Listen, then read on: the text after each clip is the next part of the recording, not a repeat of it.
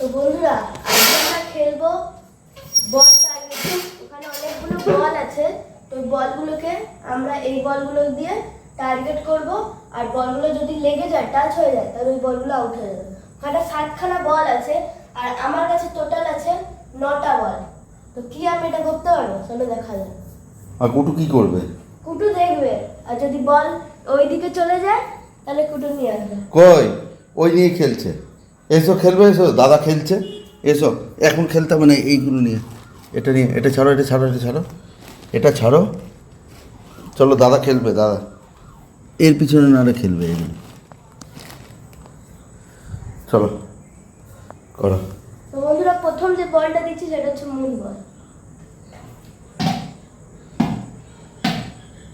কুটু বল নিয়ে এসো। ঘন্টা যাবে, কোনো কাজের না কুটু, ঘরে বসে থাকো, বলটা নিয়ে এসো, যাও। কোনো কাজ করে না, দেখছো ওখান থেকে তলা দিয়ে দেখছো, ঘুমায় আর খায়, আর কোনো কাজ নেই। ও বসে গেল। তো বন্ধুরা দ্বিতীয় বল দিই।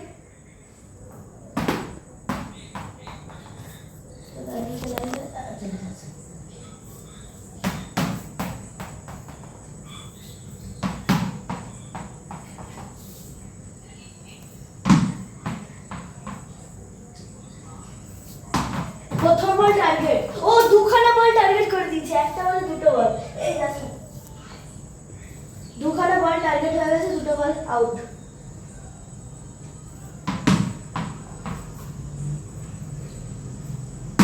হ্যাঁ অত উঁচুতে মারল, ঠিক করে মারো, ঠিক করে থ্রো করো।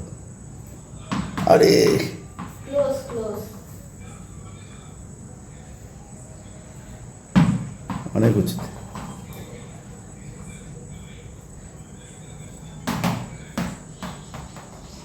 সামনে যাচ্ছে কিন্তু করতে পারছে না।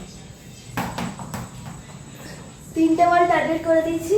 এটা রিমাইন্ডে লেগেছে, হ্যাঁ, 3টে বল গেছে, 3টে বল এটা টার্গেট। ডাইরেক্ট লাগেনি, রিমাইন্ডে লেগেছে।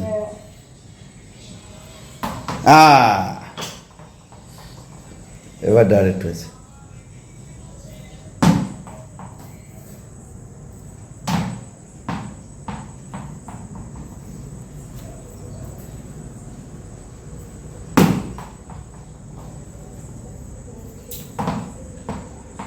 বলের সামনে টার্গেট করলে ভালো হয়।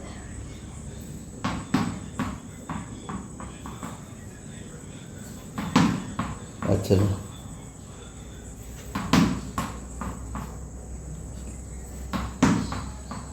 ওরমভাবে দিলে হবেই না। হ্যাঁ